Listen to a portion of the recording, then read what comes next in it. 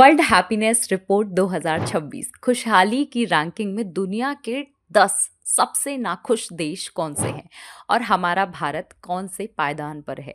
2025 में हमारा जो भारत था वो 118वें पायदान पर था, यानी कि अभी 2026 में जब इंडेक्स आया तो 116वें स्थान पर है, यानी कि दो जो लेवल है वो थोड़ा सा ऊपर आया है। उसके बाद अब बात कर लेते हैं कि दुनिया के सबसे खुशहाल देश और कौन कौन से हैं जो कि टॉप 10 में आते हैं। टॉप 10 में आने वाली जो कंट्रीज हैं आफ्टर फिनलैंड वो है Iceland, Denmark, Costa Rica, Sweden, Norway, Netherland, Israel, Luxembourg, Switzerland.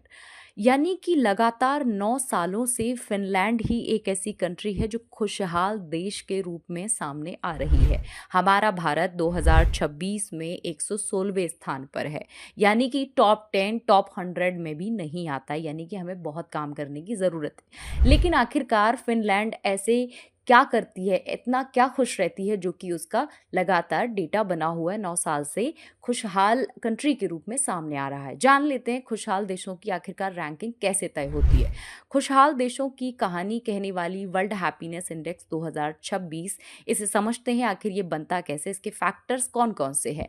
किसी देश में जीडीपी, वहाँ कितने साल की उम्र तक लोग जीते हैं, जीवन से जुड़े निर्णय कैसे लेते हैं, वहाँ के लोगों की आज़ादी कैसी है, भ्रष्टाचार का लेवल क्या है, इन बातों के आधार पर उन देशों को रैंक दी जाती है।